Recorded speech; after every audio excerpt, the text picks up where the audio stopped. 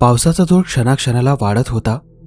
पावसाचे टपोरे थेंब जमिनीवर जोराचा मारा करत होते. पावसाचे थेंब जमिनीवर पडल्यानंतर जणू काही नृत्य करीत आहे असा भास होत होता. पावसाच्या रौद्र रूपाने आज ती औद्योगिक वसाहत एकदम शांत झाली होती. सगळ्या कंपन्या वेळेपेक्षा आधीच बंद झाल्या होत्या. रस्त्यावरील दिवेच होते जे त्या भागाला थोडे सजीव भाव निर्माण करू देऊ पाहत होते. सोसाट्याचा वारा झाडांना अक्षरशः झोडपून काढत होता. आकाशात काळ्या ढगांनी गर्दी करून सूर्याला पूर्णपणे झाकून टाकलं होतं. मध्येच एखादी वीज जोरात कडाडून आपल्या अस्तित्वाची जाणीव करू देत पाहत होती. अशा या भयान वातावरणात एक कार रस्त्यावरील पाण्याचा फवारा उडवीत आपल्याच मस्तीत धुंद असल्यासारखी धावत होती. गाडीचा वायपर सपासप काचेवरचे पाणी बाजूला सारून आतल्या ड्रायव्हरला समोरचा रस्ता दाखवत होता. गाडीमध्ये छान गणपतीची गाणी ऐकत अमन चालला होता. गाडीमध्ये छान सुगंधी वास पसरला होता. अमन 28 वर्षाचा एक तरुण, नेहमी हसमुख असणारा, सगळ्यांना आपला मानून चालणारा, गरजूंना कायम मदत करणारा, आई वडिलांचा एकुलता एक मुलगा. देवावर त्याची खूप श्रद्धा, खास करून गणपती बाप्पांवर. तो रोज ऑफिसला येताना देवाच्या पाया पडूनच दिवसाची सुरुवात करत असे. आज ऑफिसमध्ये जास्त काम असल्यामुळे त्याला घरी जायला खूप उशीर झाला होता. त्यात हा बरसणारा पाऊस, त्यामुळे तर त्याला जास्तच टेन्शन आलं होतं. पावसाची अशी भयानक तीव्रता पाहून एक क्षण तो मनातून घाबरला. आज निसर्गाच्या मनात नेमकं काय आहे असा प्रश्न स्वतःला करत तो जिन्याने खाली उतरत मुख्य दरवाजापाशी आला. दारातून बाहेर येताच पावसाच्या पाण्याचा एक थंड झोत त्याला स्पर्शून गेला. तसं त्याच्या अंगावर एक शहारा आला. त्या थंडीने त्याच्या अंगावर काटा उभा राहिला. केस तरारून उभे राहिले. देवा, सावर रे बाबा, असे म्हणत त्याने आपला मोठा गाडीकडे वळवला. कितीही उशीर झाला तरी तो गाडी कधीही वेगाने चालवत नव्हता. त्याचं घर हे शहरापासून 25 किलोमीटर बाहेर होतं. रात्रीचे 2 वाजले होते, त्यामुळे त्यावर वर्दळ नसल्यासारखी होती. रस्त्याच्या दुतर्फा झाडे, ज्यांनी रस्त्यावर एक कमान तयार केली होती, त्यामुळे तिथे अंधार अजूनच जास्त गडद राहायचा. काही जीर्ण झालेली झाडे रात्रीच्या त्या वातावरणात एखाद्या हिंस्र श्वापदासारखे भासत होते. कुठेतरी दूर कुत्र्यांच्या वेवळण्याचा आवाज येत होता. त्यात असा बेभान कोसळणारा पाऊस आणि त्या एकलकोंड्या रस्त्यावर अमन चालला होता. उद्या रविवार असल्याने उद्याचे काही प्लॅन आखत तो जात होता. अंधार इतका गळत होता की गाडीचा पडणारा प्रकाश त्या अंधारात आपलं अस्तित्व शोधत होता. पावसामुळे अमनने गाडीच्या काचा बंद केल्या असल्या तरी काचेवर सतत पडणाऱ्या पाण्यामुळे गाडीतही थंड वातावरण तयार झालं होतं.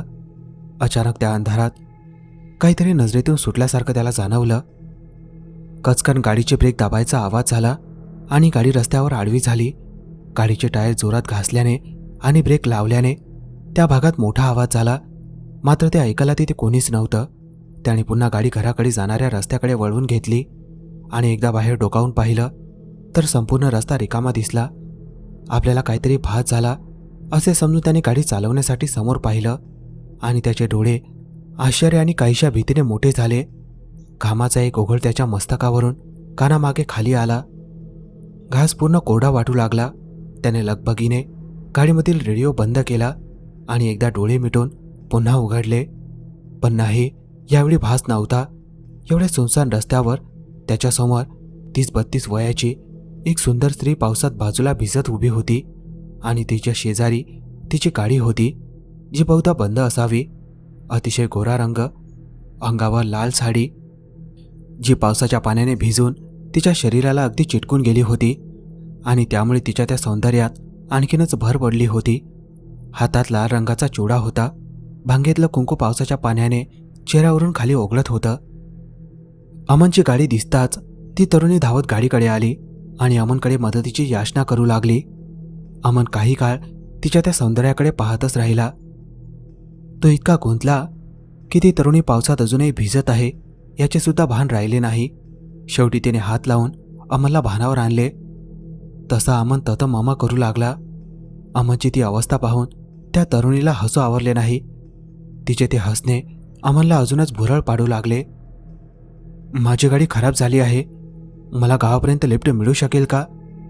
तिच्या या वाक्याने अमनला जरा आपलीच शरम वाटू लागली की ती तरुणी अजूनही पावसात भिजत आहे. त्याने फार वेळ आणि विचार न करता पटकन गाडीचा दरवाजा उघडला आणि त्या तरुणीला आत घेतलं.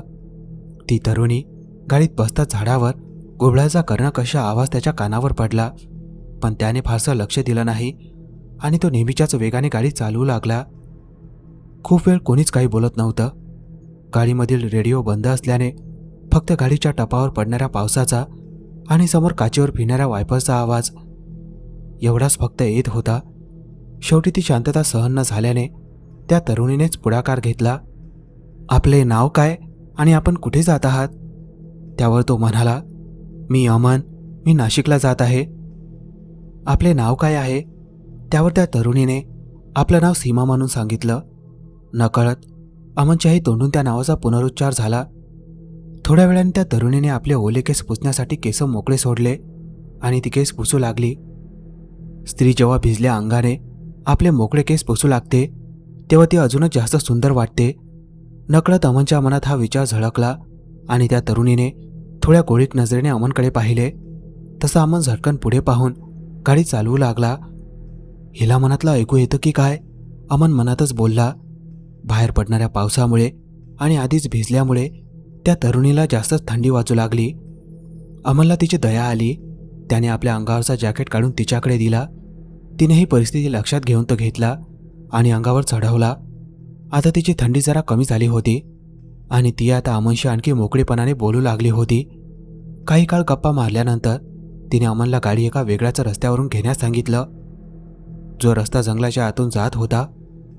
अमनला जरा विचित्र वाटलं, पण मला रस्ता माहीत आहे असं त्या तरुणीने म्हटल्यावर अमनने जास्तच आळेवाळे न घेता गाडी त्या बाजूने वळवली. हा मुख्य रस्त्यापेक्षा जास्तच गडद अंधारलेला होता. पाऊस आता थांबला होता, पण इथे आता धुकं पडल्यासारखी स्थिती झाली होती. समोरचं जास्त स्पष्ट दिसत नव्हतं. रस्ताही ओबळदाबळ होता. अमनलाही गाडी नीट चालवता येत नव्हती. कुठून बुद्धी सुचली आणि हिचं ऐकलं असं त्रासून तो स्वतःला शिव्या घालत होता, पण आता काही उपयोग नव्हता, कारण तो मुख्य रस्त्यापासून खूप आत आला होता. ओबळधाबळ रस्त्यामुळे गाडी हेलकावे खात होती आणि त्यामुळे ती तरुणी अमनकडे सरकू लागली. एका ठिकाणी अचानक आलेल्या मोठ्या खड्ड्यामुळे गाडी जोरात आपटली गेली आणि ती तरुणी अमनच्या अंगावर आपटली. तसा तिला जोरदार झटका बसला आणि ती झटकन मागे सरकली. पहिल्यांदा तिला काही समजलंच नाही की असे कसे झाले. अमनही मग स्वतःला सावरून बसला. तेव्हा त्याच्या गळ्यातील गणपतीचे लॉकेट आणि रुद्राक्ष खचकन बाहेर आले. ते पाहून त्या तरुणीच्या चेहऱ्यावर भयानक राग दिसू लागला. तिचे डोळे एका वेगळ्याच प्रकाशाने चमकू लागले, पण अमनचे तेव्हा तिच्याकडे लक्ष नव्हते. अमनने तिची विचारपूस करण्यासाठी तिच्याकडे पाहिले आणि क्षणात तिचे डोळे पूर्ववत झाले. तुम्हाला कुठे लागले नाही ना? अमनने प्रश्न केला. असे विचारताना अमन तिच्या डोळ्यात पाहत होता. हळूहळू अमन स्वतःला तिच्या डोळ्यात हरवू लागला. त्याच्या मेंदूवरचा ताबा सुटू लागला. अंगावर एक वेगळ्याच प्रकारचा रोमांच उभा राहिला. ती त्याच्याकडे अतिशय मादक नजरेने पाहत होती.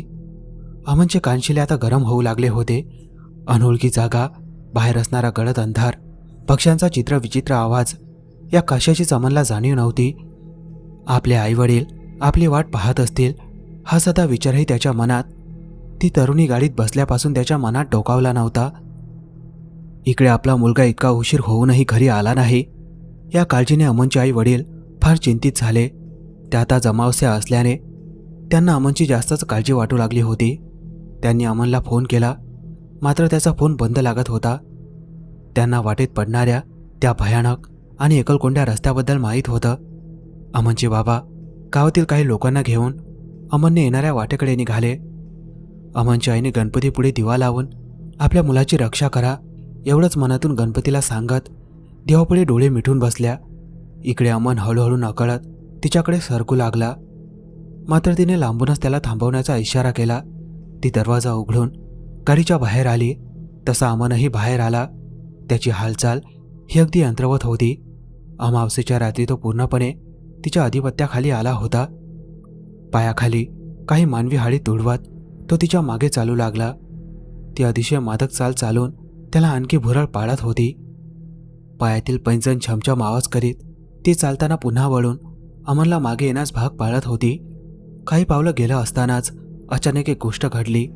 गाडी जोरदार आपटल्यामुळे मगापासून बंद असणारा रेडिओ अचानक चालू झाला आणि त्यात गणपती स्तोत्र लागलं. अचानक घडलेल्या या प्रकाराने ती तरुणी जरा भांबावून गेली.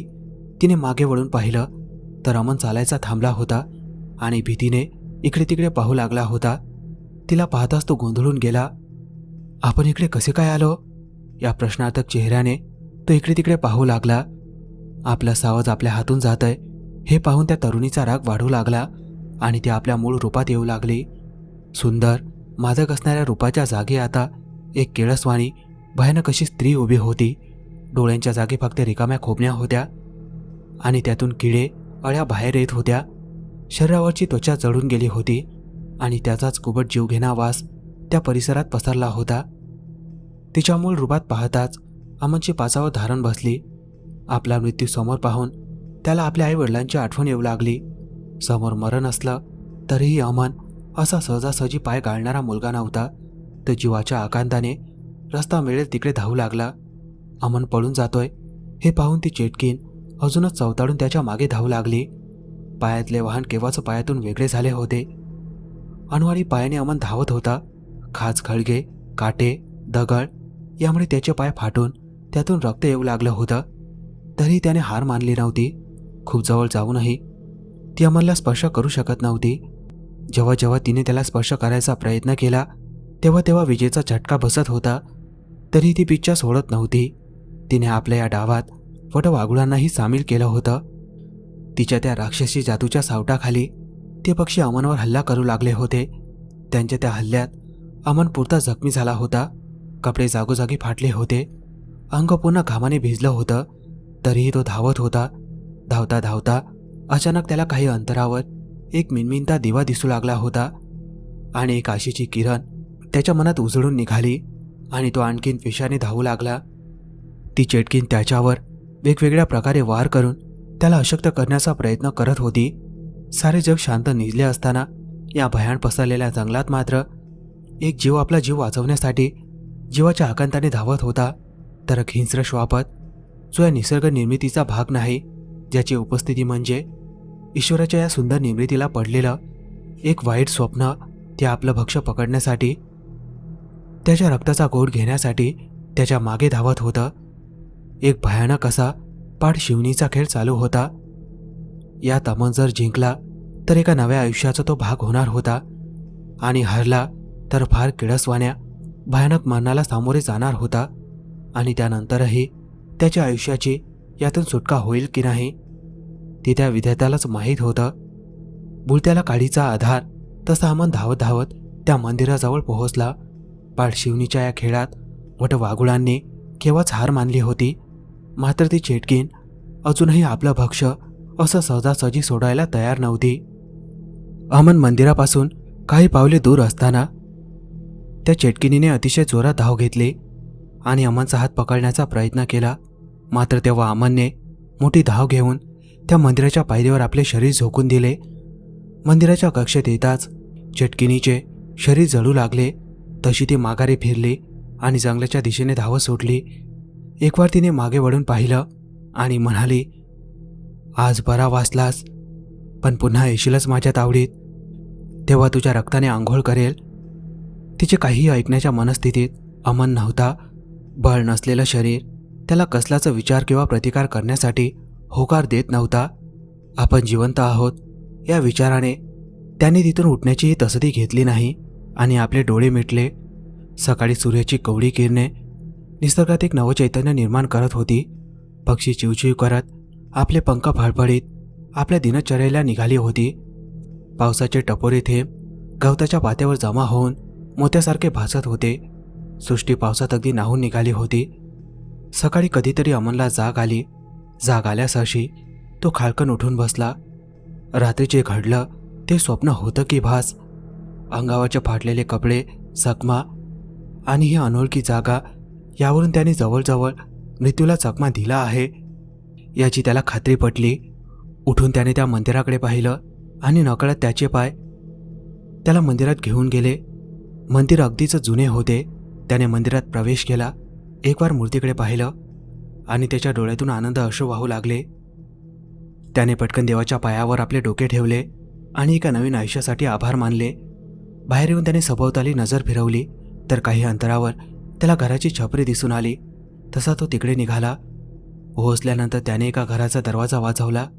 घरातून एक वृद्ध स्त्री बाहेर आली. अमनने तिच्याकडे पाणी मागितलं. पाणी पिऊन त्याला थोडी तळतरी आली होती. पाणी पिऊन त्याने त्या वृद्ध स्त्रीचे आभार मानले. अमन माघारी वळला. घनराया तुझ्या पाठीशी आहे, हा आवाज त्याला आला.